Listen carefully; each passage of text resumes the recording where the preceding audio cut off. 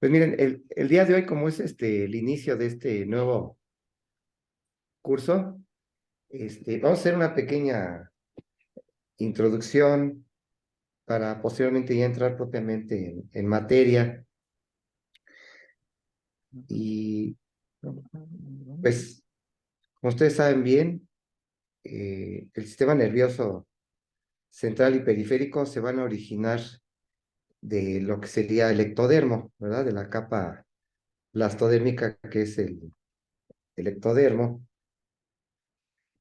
Y que ya ven que se empieza a formar más o menos a finales de la tercera semana e inicios de la cuarta semana, más o menos el día 21 de la gestación, ya que de lo que es el neuroectodermo se empieza a constituir lo que es primero la placa neural, y que ya ven que generalmente los libros nos ponen un esquema donde ponen el organizador primario, que es la notocorda, que ya ven que migra de nódulo primitivo, ahí la línea primitiva, el nódulo de Hensen, y que va a inducir la diferenciación de esta porción dorsal del ectodermo para constituir propiamente lo que sería la placa neural, ¿verdad? Que comentábamos es finales de la tercera semana, principios de la cuarta semana.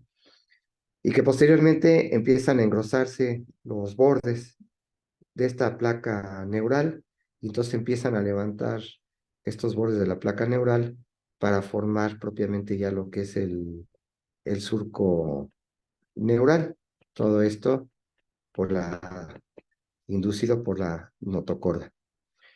Ya ven que posteriormente este surco neural se empiezan a aproximar los bordes y empieza propiamente lo que sería la neurulación primaria, ya sería a finales de la cuarta semana, para constituirse lo que sería el tubo neural. Aunque ya ven que de las porciones más laterales de estos labios del surco neural van a quedar aisladas unas estructuras que van a formar las crestas neurales. Entonces tendríamos aquí propiamente lo que es el tubo neural, y aquí en las porciones dorsolaterales se encuentran las crestas neurales. Y aquí estaría la notocorda.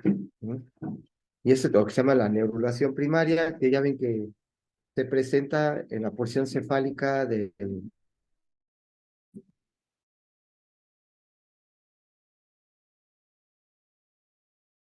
porción caudal de este nódulo de Hensen. Se presenta la neurulación secundaria, que va a dar origen a los segmentos lumbosacros de la médula espinal.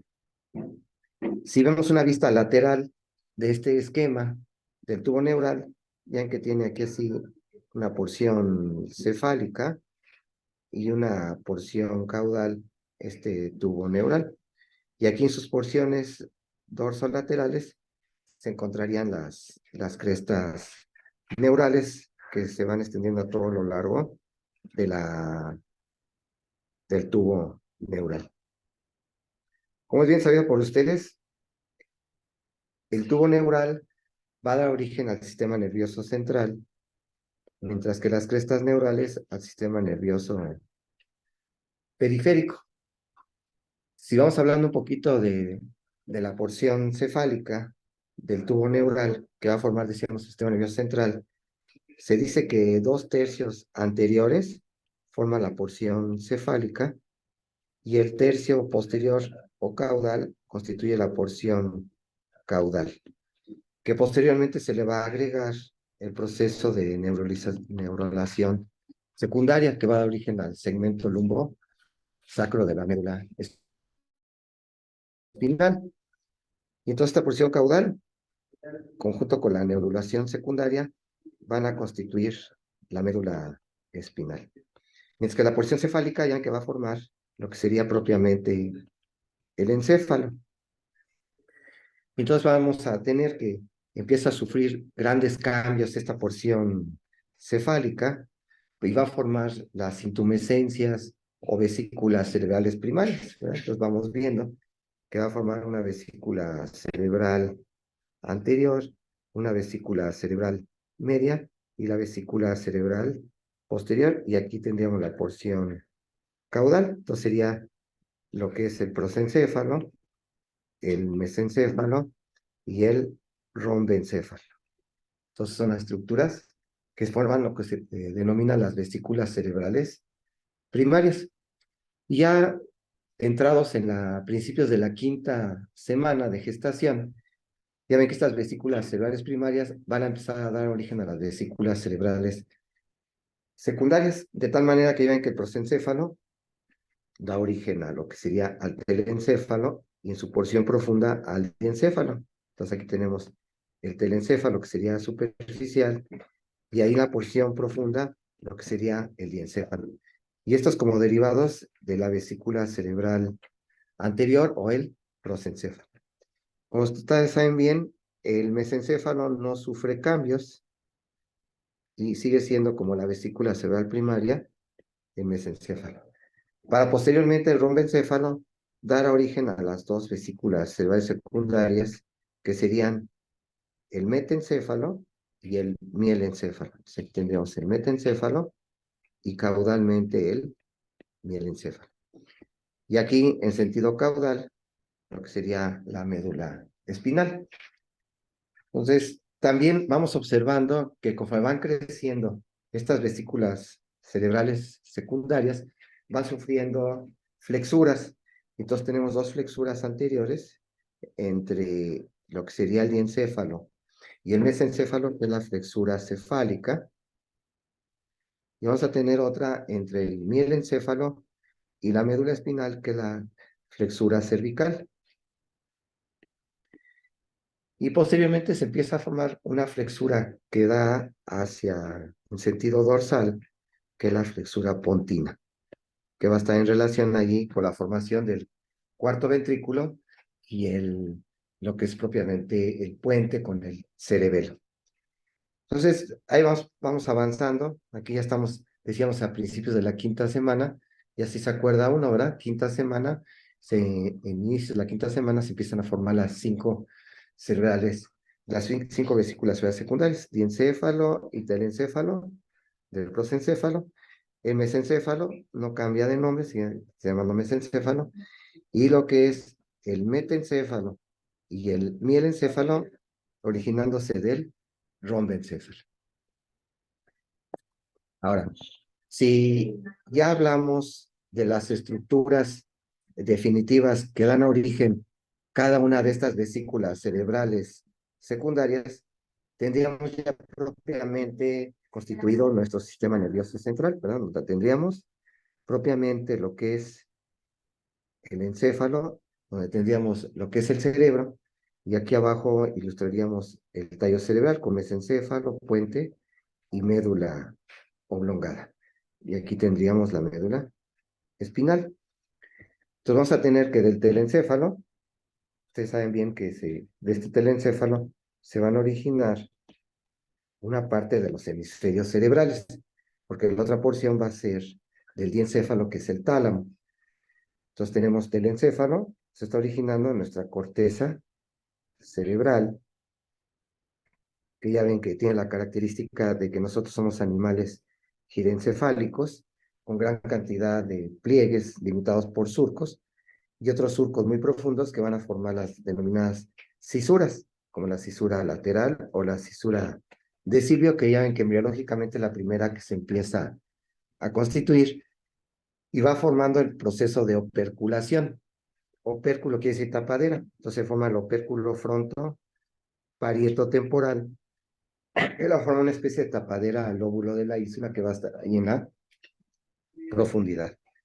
Entonces, si vamos ilustrando estas estructuras derivadas del telencéfalo en un corte coronal, tendríamos aquí lo que sería esta corteza, se va formando un lóbulo temporal y frontal, la cisura longitudinal o interhemisférica, y tendríamos el resto de la corteza cerebral.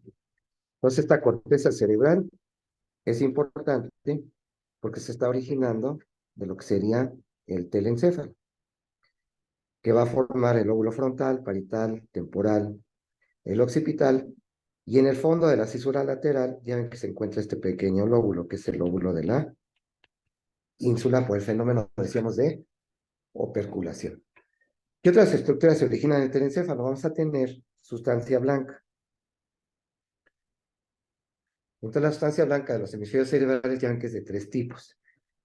Las fibras de asociación, que muchas de esas fibras son arqueadas, otras pequeñas forman fascículos, pero lo importante es que estas fibras de asociación ya ven que están comunicando áreas corticales del mismo hemisferio, ¿verdad? Entonces, unas son las fibras así arqueadas y otras son fibras un poquito largas que forman los fascículos, longitudinal superior, longitudinal inferior, occipito frontal superior, inferior, ¿sí? Y el fascículo unciforme. Entonces, todas estas son fibras de asociación.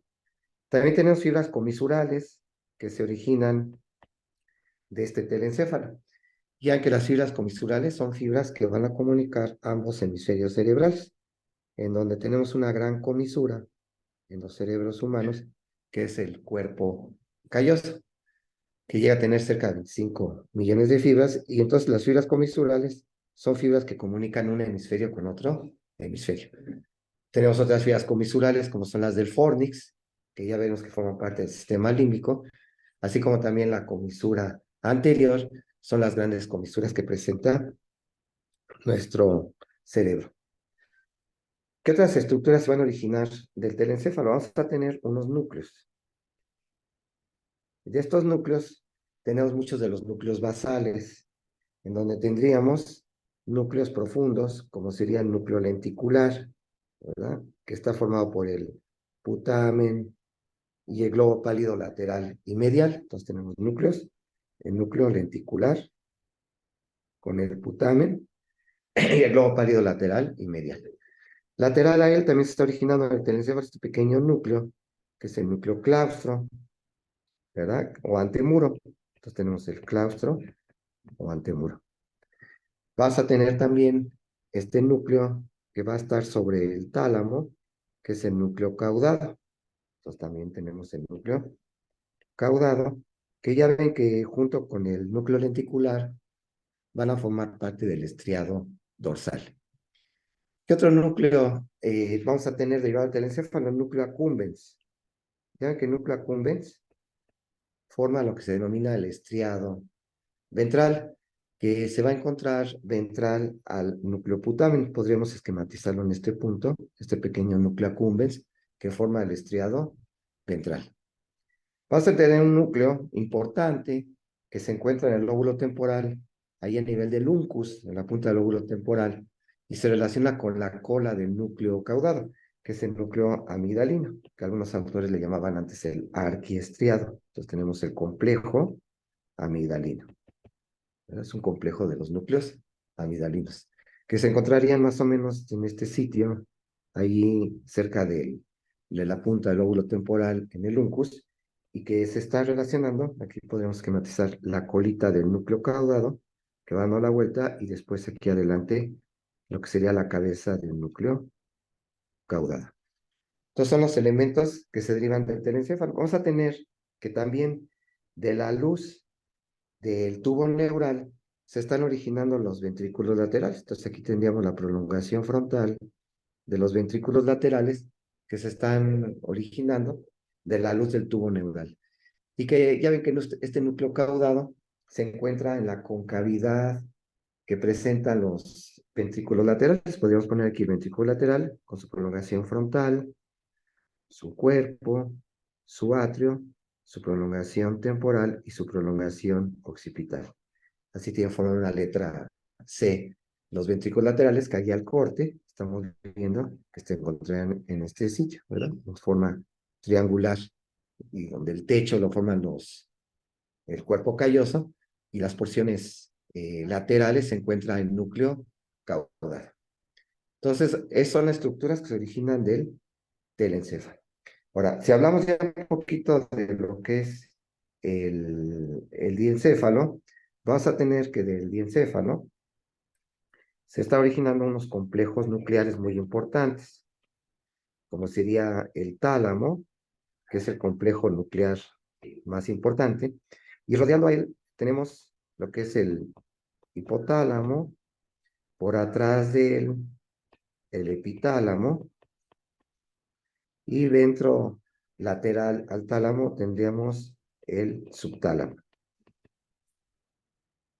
Estas son las estructuras que se derivan del diencéfalo. Entonces, si las vamos esquematizando, estos se van a encontrar en la porción profunda. Entonces, tendríamos aquí los tálamos, uno derecho y otro izquierdo, y acá abajo tendríamos el hipotálamo derecho e izquierdo, y en la línea media, en este corte, podríamos poner ahí lo que sería la hipófisis como parte del hipotálamo, sobre todo la parte nerviosa, porque vean que la adenohipófisis tiene un origen a través de la bolsa de Rathke, allí en el estomodeo. Vamos a tener aquí la región subtalámica, donde se encuentra principalmente el núcleo subtalámico, el núcleo de Lewis. Para ver el epitálamo, valdría la pena hacer un esquema, haciendo exactamente un corte aquí en la cisura longitudinal o interhemisférica, en donde vamos a colocar primero, aquí cortado, el cuerpo calloso, esta gran comisura, y vamos a poner la cara medial del frontal, parietal, occipital, y aquí el lóbulo temporo-occipital. Entonces, el tálamo, vamos a poner otro color, el diencéfalo, que tendríamos el tálamo, ¿verdad? Aquí tendríamos el quiasma óptico, ¿sí? Junto con la hipófisis y los cuerpos mamilares, que son parte aquí del hipotálamo. Entonces, el epitálamo lo vamos a encontrar en la región posterior del tálamo, ¿sí? Dorso posterior, donde estarían los cuerpos avenulares y el cuerpo pineal. Entonces, son las estructuras que van a formar el epitálamo. Entonces, tenemos aquí el cuerpo pineal, ¿verdad? Que denominan el tercer ojo, porque en realidad sí tiene células fotorreceptoras, y a los lados, los pequeños núcleos avenulares, que forman parte del sistema límbico. Entonces, de esa forma ya tenemos delimitados, ¿sí? Lo que sería el epitálamo, el subtálamo que decíamos que se encuentra en esta región ventrolateral al tálamo, y la estructura más grande que sería el complejo de los núcleos talámicos.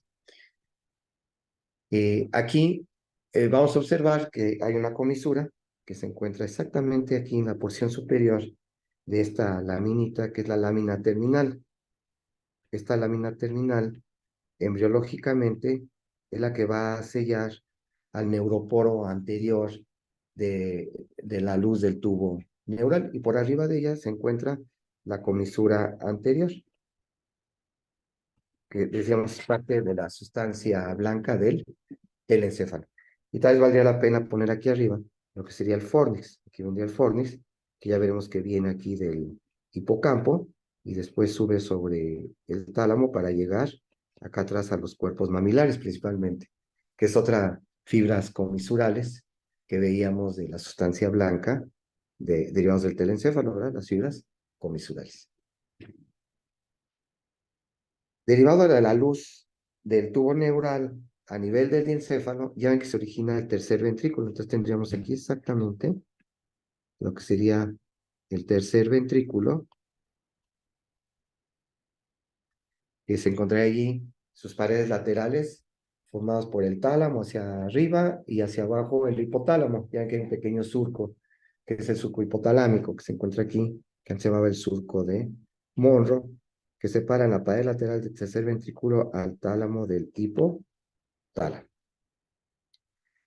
De esa forma podríamos pasar a ver, ¿sí? Lo que serían los elementos que van a formar propiamente el tallo cerebral. Tendríamos primero lo que es el mesencéfalo, que decíamos que es una vesícula cerebral primaria que no cambia en la evolución secundaria, y ya en el cerebro bien desarrollado, pues se sigue llamando mesencéfalo. Ya que este mesencéfalo, al corte, se le pueden describir, primero, superficialmente, se le escriben dos porciones, lo que son los pedúnculos cerebrales, ¿sí? Que son todos estos, el pedúnculo cerebral, y hacia atrás tendríamos el tectum o techo.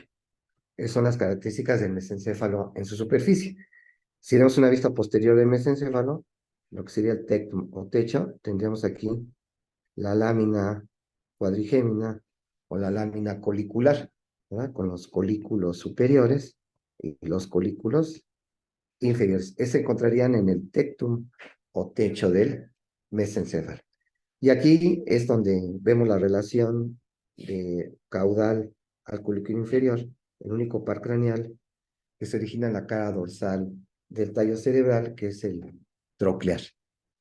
Si ya analizamos al corte en mesencéfalo, observamos que a nivel de los pedúnculos cerebrales, estos se subdividen por esta estructura, que ustedes saben que es la sustancia negra, con su porción compacta y su porción reticular, y separa propiamente lo que son la base o los pies de los pedúnculos cerebrales, y entre el acueducto cerebral y la sustancia negra se encuentra el tegmento, que antes se denominaba la calota. Y como derivado de la luz del tubo neural, pues vamos a tener el acueducto cerebral, ¿verdad? O el acueducto de Silvio, que está atravesando en todo su trayecto al mesencéfalo. Entonces, ustedes saben que aquí también en la cara ventral del mesencéfalo se está originando, ¿sí? A los lados de esta fosita, que es la fosita interpeduncular, tenemos el origen del óculo motor. Entonces tenemos la relación del mesencéfalo con el óculo motor y también con el troclear, el cuarto nervio craneal. Entonces sería así, en forma muy genérica, como este mesencéfalo, ya veremos que tiene el núcleo principal del tercer par, el núcleo del cuarto par, el núcleo mesencefálico del trigémino, el núcleo rojo, ¿verdad? El centro de la mirada vertical con la formación reticular. Si nos vamos abajo, tendríamos lo que es el puente, como derivado del, decíamos, del metencéfalo.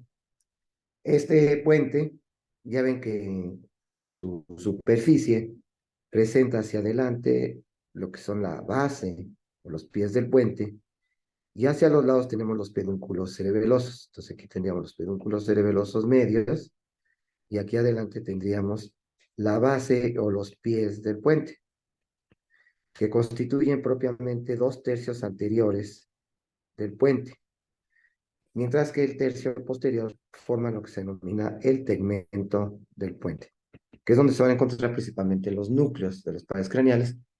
Y en los pies del puente se encuentra gran cantidad de fibras mielinizadas, donde van descendiendo la vía piramidal, y también las fibras que comunican los núcleos pontinos del puente, que están aquí dispersos, y que se decusan y entran fibras a lo que sería al pedúnculo cerebroso medio, al cerebelo. Ustedes saben que aquí el puente pues, se relaciona con el núcleo del sexto, el núcleo del facial, el núcleo del trigémino sensitivo, el núcleo motor del trigémino, se están relacionando aquí con el puente. Y vamos a observar que el puente junto con el cerebelo, que se originan del metencéfalo, derivado de la luz del tubo neural, se está formando el cuarto ventrículo, ¿verdad? Ahí dorsal a lo que sería el puente, ¿verdad? Entonces ahí vamos avanzando, como el cerebelo, ¿sí? Que se deriva de la placa alar del tubo neural. Entonces este cerebelo lo vamos a encontrar aquí dorsal al tallo cerebral, y se deriva de lo que sería el metencéfalo.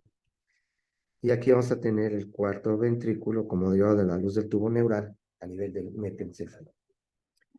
Por último, tenemos que del mielencéfalo se origina la médula oblongada o bulbo raquídeo. Entonces tenemos la médula oblongada o bulbo raquídeo. Ya ven que al corte tiene hacia adelante las pirámides, donde va la vía piramidal. Después tiene lo que serían las olivas, que lo forma el complejo olivar inferior. Y acá atrás tenemos los pedúnculos cerebelosos inferiores, y posteriormente tenemos aquí el piso del cuarto ventrículo. Entonces se va dividiendo en lo que serían aquí las pirámides, y atrás de las pirámides tenemos propiamente el tegmento de la médula oblongada, y aquí se están originando los pedúnculos cerebelosos inferiores de uno y otro lado. Y en el tegmento, pues ahí se encuentran, podríamos poner los núcleos del complejo olivar inferior, y los núcleos de los pares craneales bajos, ¿verdad? Del 9, 10, 11 y 12 pares craneales. Entonces, ahí sería de forma muy genérica. Y recuerden acá de la médula espinal, de la porción caudal del tubo neural, se origina la médula espinal, y hay que esta médula espinal, al corte, tenemos que la sustancia gris es central y la sustancia blanca es periférica, ¿verdad? Y que la sustancia gris tiene forma de una letra H con las astas dorsales, las astas ventrales, y aquí, derivado de la luz del tubo neural, el conducto ependimario canal central medular. Y que en algunos segmentos, sobre todo desde C8 a L2, se encuentran unas pequeñas astas laterales.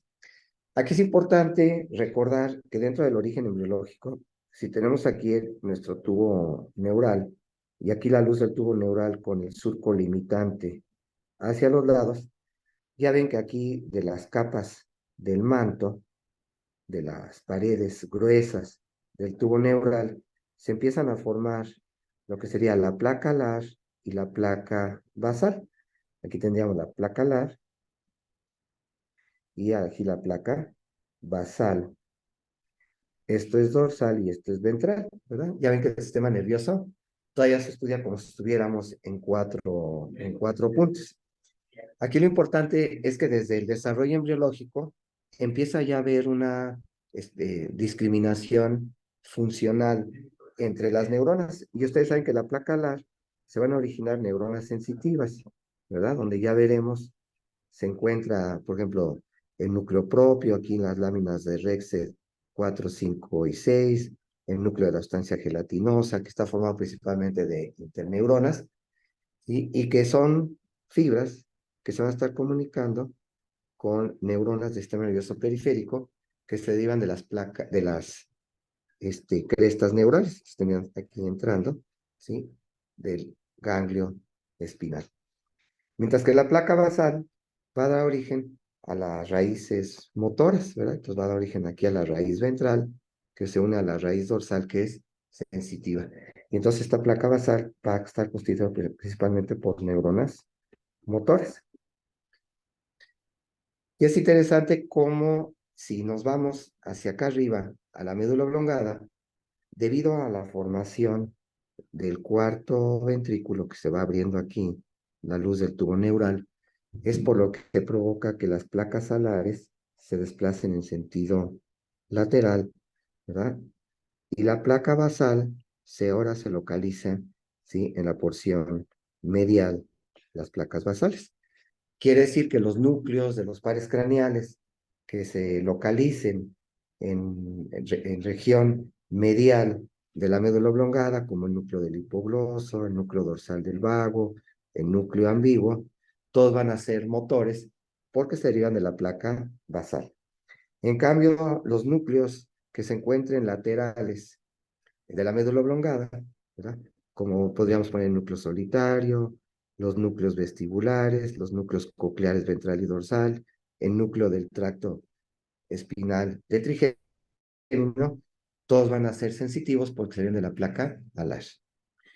Lo mismo va a suceder a nivel del puente, ¿verdad? Entonces a nivel del puente, también debido a que se desplaza hacia afuera las placas alares por la formación del cuarto ventrículo, vamos a observar que las porciones mediales se derivan de la placa basal y las porciones laterales de las placas alares. Y entonces quiere decir que los núcleos que se encuentran mediales aquí en el tegmento del puente, pues van a ser motores, ¿no? Como el núcleo del sexto par, el núcleo del facial, ¿no? Formando su rodilla, y dorsal al núcleo del facial, el núcleo motor del trigémino, con los núcleos salivatorios superior e inferior y el núcleo lagrimal, que son parasimpáticos, y todos son motores, derivados de la placa basal. Lo mismo que los núcleos pontinos, que se van a encontrar aquí en los pies del puente. Mientras que los núcleos que se encuentran en las regiones laterales del puente, pues como son derivados de la placa alar, van a ser núcleos sensitivos, ¿verdad? Entonces, donde tendríamos, por ejemplo, el núcleo sensitivo principal del trigémino, y el núcleo vestibular superior, allí en las, derivados de las placas alares. Ya cuando llegamos aquí al mesencéfalo, debido a que aquí no se abre la luz del tubo neural, donde se constituye el acueducto cerebral, el acueducto de Silvia, lo que podemos decir es que el tegmento, perdón, el tectum de mesencéfalo se deriva de la placa alar. Quiere decir que estos colículos superior y colículo inferior se derivan de la placa alar. Mientras que el resto, sustancia negra, el núcleo rojo que se encuentra aquí en el mesencéfalo, el núcleo, el núcleo principal del tercer paracraneal, el núcleo del cuarto, todos se derivan de la placa basal y son motores. Aquí una excepción sería el núcleo mesencefálico del trigémino. Este núcleo mesencefálico del trigémino, que se va a localizar aquí en la porción dorsolateral del tegmento del mesencéfalo. Recuerden que este núcleo mesencefálico del trigémino en realidad eran neuronas que tienen una función como una neurona ganglionar, que van a recoger la propiocepción de la articulación temporomandibular, de las articulaciones alveolodentarias, y que son neuronas de este núcleo mesencefálico del trigémino, funcionan como una primera neurona, es decir, como una neurona ganglionar, que es pseudomonopolar, que manda sus fibras periféricas con la rama mandibular del trigémino y parte de la rama maxilar para las articulaciones alveolodentarias de la arcada dentaria superior, que en realidad funciona como un ganglio, funcionalmente, vamos a decir, únicamente es un núcleo, porque ustedes saben que un núcleo es el acúmulo de cuerpos neuronales dentro del sistema nervioso central, ¿no? Entonces, es una característica aquí de esta porción. Muy bien. Entonces, si gustan, vamos a compartir unas imágenes. Mientras, si existe alguna duda, un comentario que quieran hacer para complementar ahorita lo poquito que hemos estado viendo. No, maestro, hasta ahorita todo muy claro y justamente va con lo que ¿Sí? va. De hecho, quería aprovechar si podía ahorita en presentarse los R1, bueno, los nuevos residentes, como tal, probablemente ya empezamos el curso. Entonces, Ah, sí, claro que sí. Sí. ¿Cómo está, doctor? Buenos días. Buenos días. Mi nombre es Carlos Peñafiel. Ya en otras ocasiones había tenido el gusto de platicar con usted, de conocerlo, y pues ahora ya estoy aquí como residente de neurocirugía. Y pues estamos muy contentos de estar aquí tomando su clase, doctor. Muchas gracias. No, felicidades, Carlos. Gracias, doctor. Hola, doctor. Yo soy Manuel Escobar, soy egresado ahí de la Facultad de Medicina de CEU.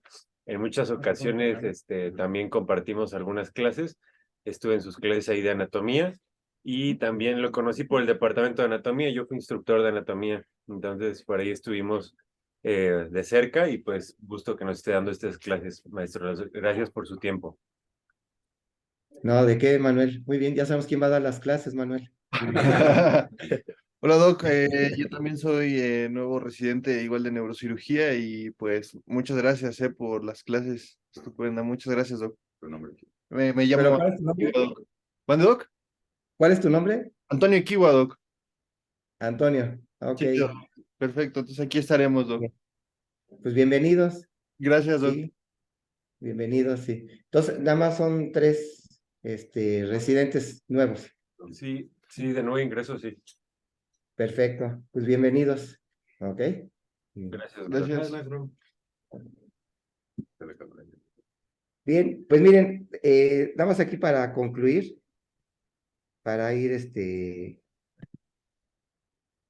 pues complementando, aquí ves, aquí tenemos una vista lateral del hemisferio cerebral, como vemos que la corteza cerebral que deriva del telencéfalo presenta gran cantidad de surcos, de giros, ¿verdad?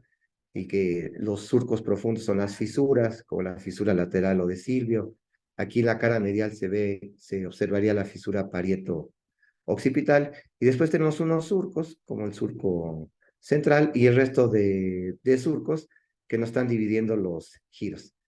Ya que esto es muy importante, que al ser nosotros animales girencefálicos, tenemos una superficie cortical muy grande en un volumen pequeño debido a este pliegue. Ya en que existen errores de migración, como serían los fenómenos de lisencefalia, que serían cerebros que recordaron biológicamente, por ejemplo, el cerebro de los roedores, ¿verdad? El conejo, la rata, que son roedores, son lisencefálicos, pero también puede haber malformaciones, ya ven, de giros pequeñitos y múltiples, la polimicrogiria, ¿verdad? O errores de migración con corteza cerebral ectópica, que se encuentra profunda allí en la sustancia blanca, o bien invaginación de la corteza, en donde se forman esquisencefalias, ¿verdad? Esquisencefalia ya sea del labio abierto o del labio cerrado, que no hay que confundir con zonas de encefalomalacia que dan origen a los quistes porencefálicos, en donde las cavidades que vemos del líquido cefalorraquídeo, en el caso de la esquisencefalia, que son errores de migración, las paredes, se observa muy bien la resonancia, tienen sustancia gris, que son errores de migración de la corteza cerebral, ¿verdad? Entonces ya iremos estudiando cada uno de estos lóbulos de la corteza cerebral derivados del encéfalo. Aquí observamos esta gran cisura, ¿verdad? La cisura longitudinal o cisura interhemisférica, y que entonces este telencéfalo se subdivide, ¿verdad? En dos subvesículas, alguien dirá, ¿verdad? Y que pueden dar a malformaciones, como sería la holoprosencefalia, ¿verdad? En donde no se forma allí una hoz, que estaría aquí en la cisura longitudinal, ¿verdad? Y entonces hay diferentes grados ahí de holoprosencefalia. Entonces aquí lo importante es que efectivamente se está dividiendo aquí nuestros hemisferios cerebrales. Aquí lo que comentábamos del fenómeno de operculación. Es muy interesante que dentro de este fenómeno de operculación, que decíamos que es tapadera, se forma el opérculo fronto, parieto, temporal. En el ser humano está muy desarrollado este fenómeno de operculación y curiosamente estas áreas son las que tienen que ver con las áreas del lenguaje. Eso que nos ha permitido a nosotros como seres humanos tener una gran herramienta de comunicación como es el lenguaje.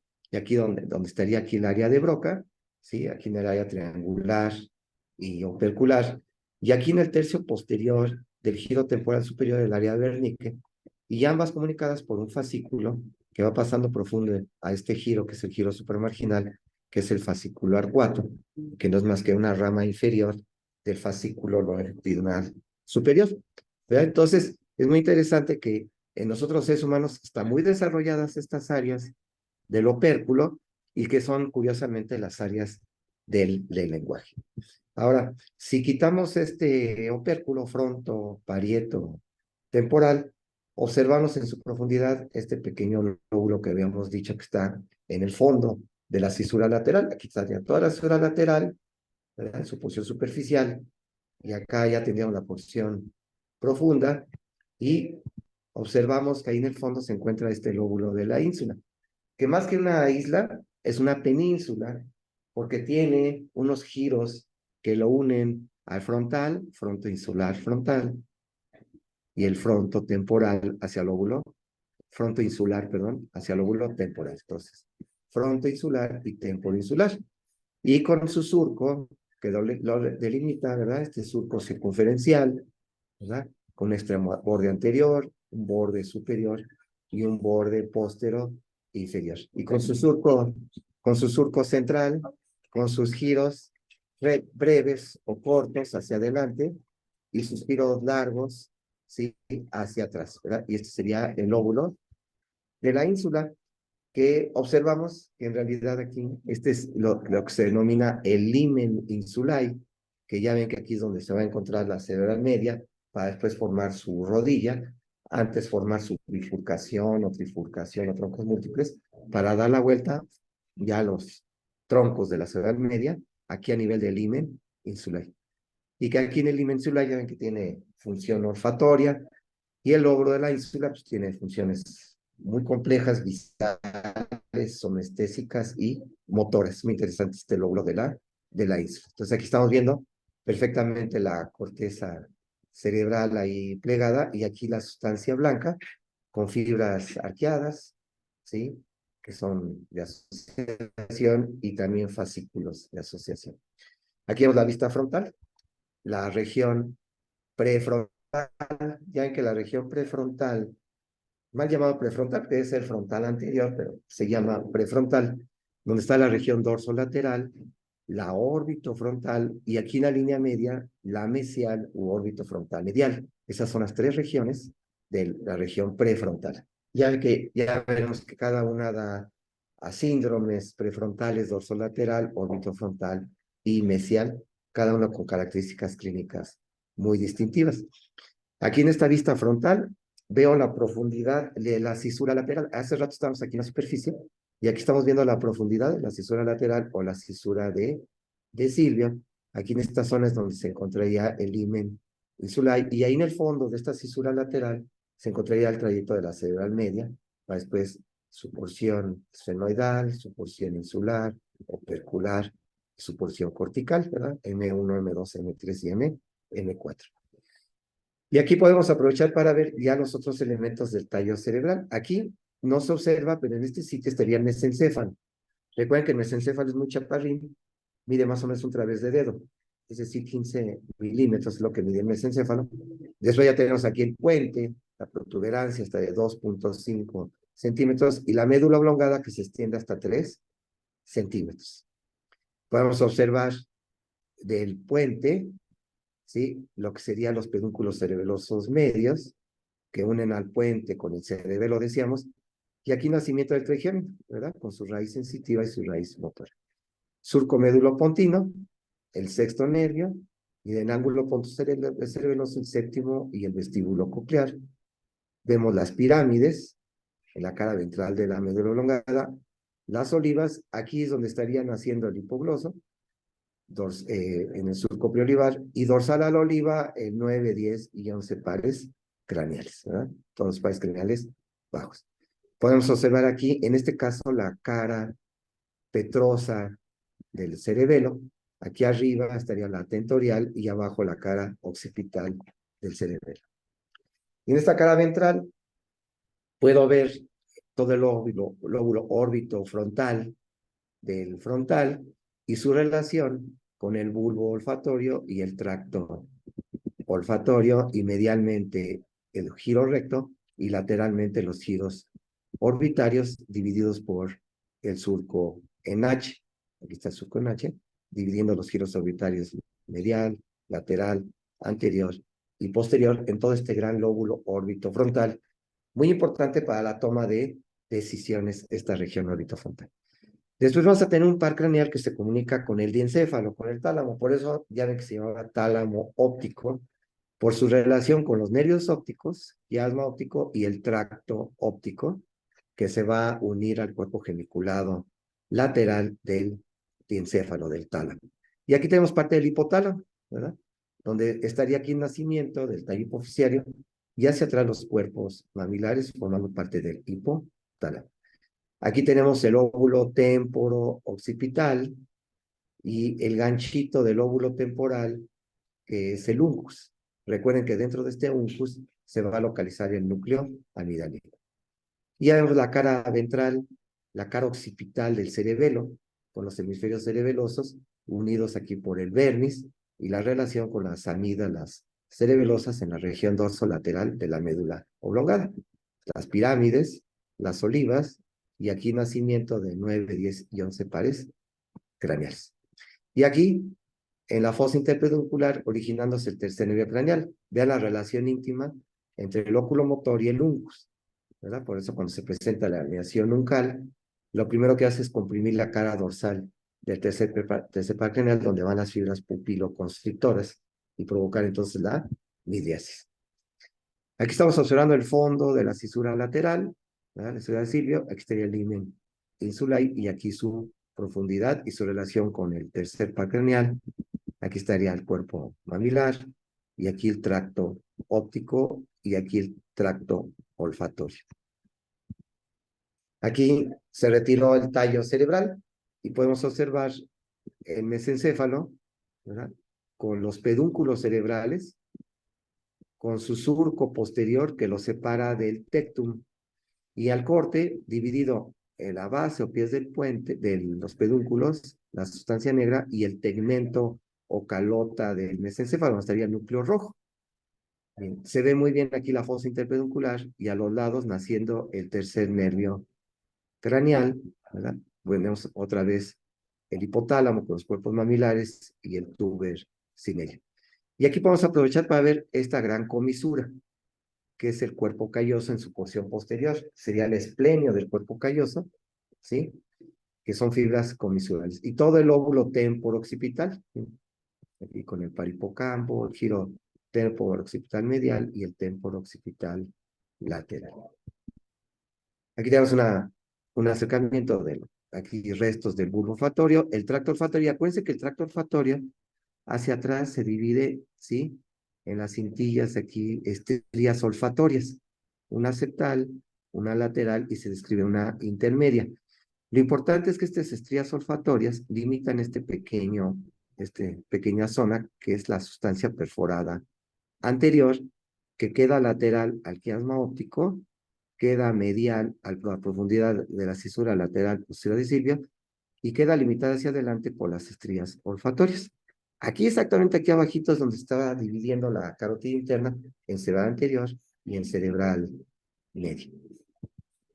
Aquí tenemos un acercamiento de la región del tuber cinerio, que es esta región limitada adelante por el quiasma, a los lados por los tractos ópticos y hacia atrás por los cuerpos mamilares. Este es el tuber cinerio, en donde se encuentra la emergencia del tallo hipofisero que se cortó a través de una pequeña protrusión que es la eminencia media. Y aquí ya estamos viendo este mesencéfalo, que decíamos que es muy chaparrito, 15 milímetros, y aquí estamos viendo los pedúnculos cerebrales, que funcionan como unas patas a cada hemisferio cerebral, y se van dirigiendo de inferior a superior y de medial a lateral, estas patitas que son los pedúnculos. Y al irse desplazando hacia lateralmente van limitando esta la fosa, que es la fosa interpeduncular. Y aquí es donde se encuentra la sustancia perforada posterior. Y aquí hace rato decíamos la sustancia perforada anterior, limitada por las estrías olfatorias. Y a los lados de la fosa interpeduncular, pues tenemos el nacimiento del óculo motor y su relación con el ulcus. Aquí tenemos el surco basilar del puente y aquí podemos aprovechar para ver un nerviecito que viene de la cara dorsal del mesencéfalo, que es el troclear, ¿verdad? Que es el nervio craneal más delgadito. Tenemos aquí el acercamiento de la sustancia perforada anterior, por las estrías olfatorias, por delante y medialmente por el quiasma óptico y lateralmente por la profundidad de la cisura lateral. Eso será muy bien el tracto óptico y otra vez el tuber cinerio. Y aquí ya tenemos el corte medio sagital por último, donde se está cortando esta gran comisura que es el cuerpo calloso, ¿verdad? Con su pico rostrum, su rodilla, su tronco y su esplenio. Por abajo de él, esta pequeña membranita de pía madre y células septenimarias, que es lo que es el septum pelúcido, y hacia abajo de él el fornix, que el fornix en su posición posterior se adosa a la cara ventral del cuerpo calloso y después se separa del cuerpo calloso y se relaciona con el septum pelúcido. Quiere decir que aquí está el tercer ventrículo, formado por el tálamo y el hipotálamo, ¿sí? Y aquí se observa lo que es la adherencia intertalámica, ¿sí? La adherencia intertalámica que está uniendo a los dos tálamos, ¿verdad? Aquí está el hipotálamo, ¿sí? Mesencéfalo, con los pedúnculos, el tectum, el puente, que por eso se llama protuberancia, ¿no? Se llamaba antes, el cuarto ventrículo, el cerebelo y la médula oblongal. Aquí podemos aprovechar para ver el giro del cíngulo, ¿verdad? Aquí tenemos el surco parieto occipital, perdón, este es el parieto occipital, y aquí está la cisura calcarina, entonces este es el polo occipital. Si hacemos un acercamiento de esta región del tercer ventrículo, aquí podemos ver otra vez el cuerpo calloso, el pico, rostrum, la rodilla, el tronco o cuerpo y el esplenio. Tenemos aquí el septum pelúcido, que separa la prolongación frontal de los ventrículos laterales, y hacia abajo tenemos el fornix. Aquí tendríamos el fornix. Y el fornix, ¿sí? Tiene unas columnas posteriores que se van a dirigir aquí al cuerpo mamilar y tiene unas pequeñas fibras que se dirigen precomisurales, porque aquí está la comisura anterior. Todo esto es la pared lateral del tercer ventrículo. Dicen que el tercer ventrículo tiene forma de un embudo, miren, con vértice inferior y anterior y base posterior y superior, con un borde anterior que tiende a ser vertical y un borde posterior que tiende a ser horizontal. Y aquí en la pared lateral del tercer ventrículo este surco, que viene de aquí del agujero interventricular de Monro hacia, ¿sí?, el origen del acueducto de Silvio, acueducto cerebral, es el surco hipotalámico antes llamado de Monro, que me separa tálamo aquí arriba, de hipotálamo aquí abajo, y aquí esta estructura que es la adherencia intertalámica, que es sustancia gris, que pasa como un puente en la luz del tercer ventrículo y está uniendo a los dos tálamos. Y aquí en la porción posterior superior del tálamo vemos la pineal, aquí está la glándula pineal, y por abajo de la glándula pineal la comisura posterior, ya que esta es la distancia intercomisural que se usa en cirugía estereotáxica entre la comisura anterior y la comisura posterior. Ya tendríamos aquí la lámina terminal que forma la área anterior del tercer ventrículo y sella embriológicamente el neuroporo anterior del tubo neural, el quiasma óptico, el tallo de la hipófisis. Y miren cómo el tercer ventrículo forma los recesos, el receso quiasmático, el receso infundibular y aquí el cuerpo mamilar. Muy bien.